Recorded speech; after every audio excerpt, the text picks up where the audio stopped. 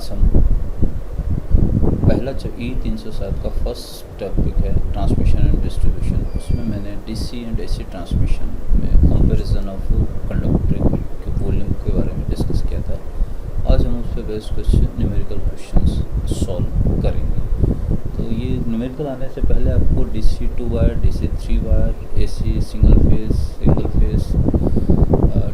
2 wire और 3 face 3 wire, 3 face 4 wire system में calculation किस ढंग से होती है वो आपको याद रखना ज़रूरी है, जो पिछले लेक्चर्स में मैंने आपको बताया था। आज उन्हीं को करते हुए हम कुछ न्यूमेरिकल क्वेश्चन है वो सॉल्व करेंगे।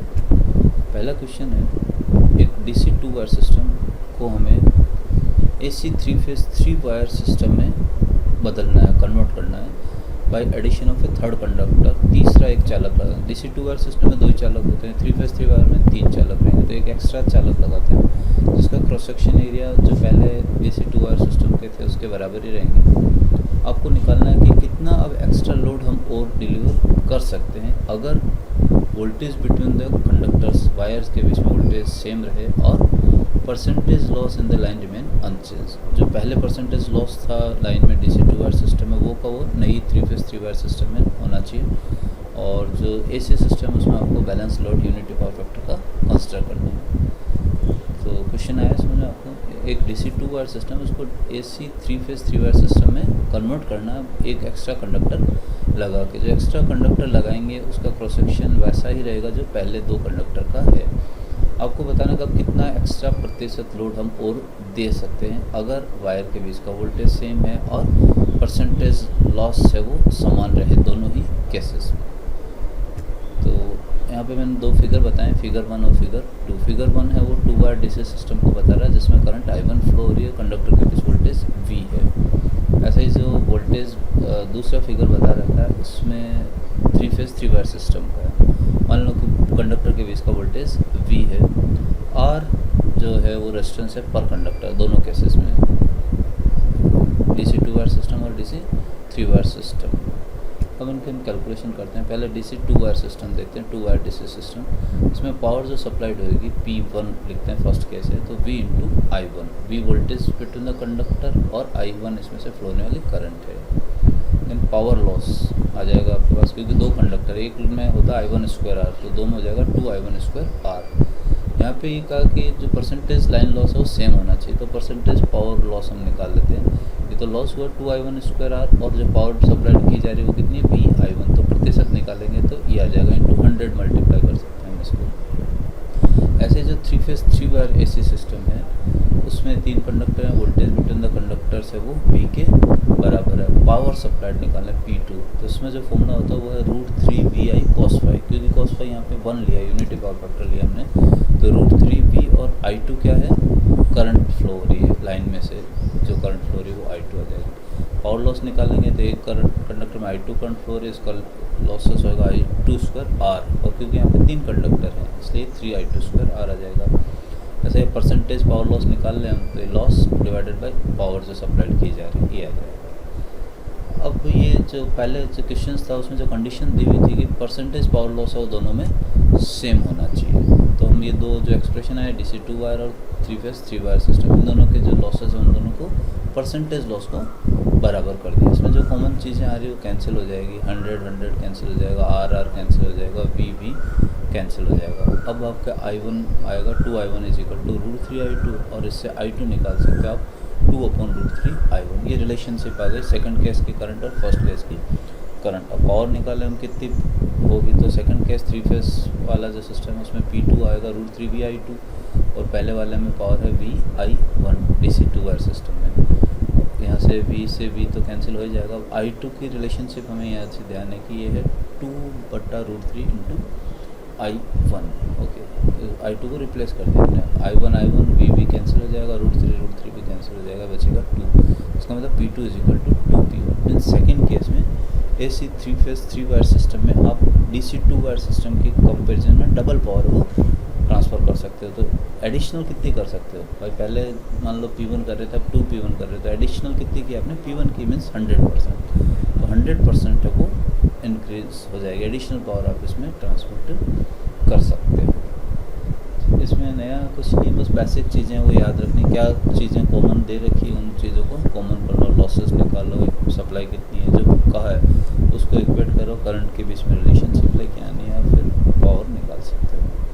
चलिए ऐसे कैसे, अब हम दूसरा क्वेश्चन देखते हैं। A single phase AC system supplies a load of 200 kilowatt. एक सिंगल फेज एसी सिस्टम है जो 200 किलोवाट का लोड दे रहा है। हमें इस सिस्टम को कन्वर्ट करना है 3 फेज 3 वायर एसी सिस्टम में बाय रनिंग ए थर्ड सिमिलर कंडक्टर। सेम वैसी प्रॉब्लम है जैसे पहले वाली थी, उसमें DC 2 वायर सिस्टम था। अब यहाँ पे पहले एसी सिस्टम है सिंगल फेज, जिसको ये सप्लाई दे रहा है 200 किलोवाट। पहले वाले में सप्लाई नहीं दे रही थी, कितना पावर दे रहा है। Calculate the 3 phase load that can not be supplied. अब बताना कि कितना लोड हम दे सकते हैं if the voltage between the conductor is same. वो कंडीशन है, voltage between the conductor same है और power factor and transmission efficiency to be the same in 2 cases. AC single phase system और 3 फेज सिस्टम दोनों में आपको power factor और transmission efficiency को बराबर मानना है। ठीक है, एसी सिंगल फेज सिस्टम है जो 200 किलोवाट दे रहा है, उसको 3 फेज 3 वायर सिस्टम में कन्वर्ट करना है एक तीसरा कंडक्टर लगा के। अब बताना कि 3 फेज 3 वायर सिस्टम कितना लोड दे सकता है। सिंगल फेज तो 200 दे रहा था, तो 3 फेज कितना देगा ये आपको इसमें निकालना है। तो इसका देखते हैं। मान लो कि जो voltage between the conductor same रखना है, तो voltage between the conductor V है और दोनों का रेजिस्टेंस कंडक्टर का R के बराबर है और cos फाई उसका पावर फैक्टर है। तो पहले हम सिंगल फेज 2 वायर सिस्टम देखते हैं। ये सिंगल फेज 2 वायर सिस्टम है। V voltage between the current I1 current flow हो रही है, तो जो पावर सप्लाइड आएगी वो आ जाएगी VI1 cos phi. Power factor हमने cos फाई माना, दोनों केसेस में सेम है। पावर लॉस निकाल लें तो 2I1 स्क्वायर R। अब परसेंटेज पावर लॉस निकालें तो ये लॉस हुआ और ये पावर सप्लाइड हो रही है, इन दोनों को भाग दे दें। 2I1 square R upon VI1 cos phi और प्रतिशत में निकालना तो 100 से मल्टीप्लाई। ऐसे अब हम 3 फेज 3 वायर ऐसे सिस्टम देखते हैं। इसमें एक एक्स्ट्रा कंडक्टर लगा दिया हमने, यहाँ पे 2 कंडक्टर तो थे, एक्स्ट्रा कंडक्टर लगा दिया। कंडक्टर के बीच का वोल्टेज वो V के बराबर है। पावर सप्लाइड फॉर्मूला लगाना √3V, करंट इसमें I2 है तो I2 cos phi. Power loss क्योंकि यहाँ पे 3 कंडक्टर है, एक में I2 स्क्वायर आ रहा है तो 3 में 3I2 स्क्वायर आ जाएगा। फिर प्रतिशत लॉस निकाल लें इस केस में भी, तो ये लॉस और ये पावर इनपुट है, तो इस लॉस को पावर इनपुट से मल्टीप्लाई कर डिवाइड कर दें तो परसेंटेज पावर लॉस आ जाएगा। यहाँ पे आपको कहा कि इफिशिएंसी सेम है दोनों केसेस में, इसका मतलब जो लॉस रहेगा वो भी सेम ही रहेगा। ट्रांसमिशन एफिशिएंसी दोनों केस में है तो परसेंटेज पावर लॉस है वो दोनों में सेम रहेंगे। तो ये जो हमने अभी निकाले थे दोनों के, ये AC single phase 2 wire system और ये 3 फेज 3 वायर सिस्टम, इन दोनों के जो परसेंटेज पावर लॉस थे उन दोनों को हमने इक्वेट कर दिया। अब जो कॉमन चीज़ें वो कैंसिल कर लो, जैसे V हो जाएगा, R हो जाएगा, 100 भी कैंसिल हो रहे हैं, तो इससे बचेगा आपका 2I1 is equal to √3I2। एक I1 यहाँ पे कैंसिल भी हो जाएगा, ठीक है, और √3 भी कैंसिल होगा तो √3 बचेगा। 2I1 is equal to √3I2, या I2 निकालें तो ये आएगा 2/√3I1। ये करंट के बीच की रिलेशनशिप आ गई सेकंड केस और फर्स्ट केस के बीच में। अब अगर पावर निकालें फर्स्ट और सेकंड की कंपैरिजन करें तो P2/P1, P2 3 फेज सिस्टम है, formula √3VI2 cos phi. P1 पहला केस है जो कि सिंगल फेज है, VI1 cos फाई कैंसिल हो जाएंगे। I2 की रिलेशनशिप आपको ध्यान है कि it is equal to 2/√3I1, तो I2 की जगह हमने रखा 2/√3I1। बाकी सब चीज़ें यही हैं जो कॉमन है, I1 cos फाई कैंसिल कर दो, √3 भी कैंसिल हो जाएगा, तो आप पास बचेगा 2। मीन्स सेकेंड केस में जो पावर है फर्स्ट केस की डबल हो गई। अब यहाँ पे आपको ये नहीं निकालना था कि कितने प्रतिशत चेंज हुआ, ठीक, आपको कहना था कितनी पावर डिलीवर कर सकता है ये।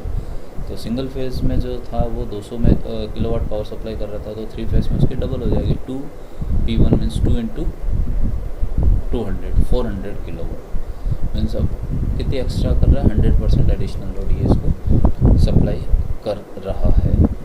तो दोनों केसेस में आपने 2 क्वेश्चन आज मैंने आपको समझाए हैं। दोनों ही क्वेश्चन में देखा होगा बेसिक कंसेप्ट, आपको फॉर्मूले आने चाहिए, पावर का क्या फॉर्मूला है, लॉस का क्या फॉर्मूला, और कंडीशंस कौन सी बराबर रखनी है। कंडीशंस को रखो बराबर तो आपको करंट की रिलेशनशिप आ जाएगी, और उन करंट की रिलेशनशिप को फिर जो भी पूछा, जैसे दोनों केसेस में पावर ही पूछा, एक्स्ट्रा पावर कितनी डिलीवर कर सकते हैं, कितना प्रतिशत चेंजेस होगा, तो वो उनके फॉर्मूले लगा के आप इसमें निकाल सकते हो। और ये जो क्वेश्चन है वो बहुत इजीली बिना किसी बर्डन के सॉल्व कर सकते हैं। ये सब क्वेश्चन इससे रिलेटेड आपको कोशिश करनी है और ज़्यादा से ज़्यादा आप सॉल्व करें ट्यूटोरियल्स पे। Thank you.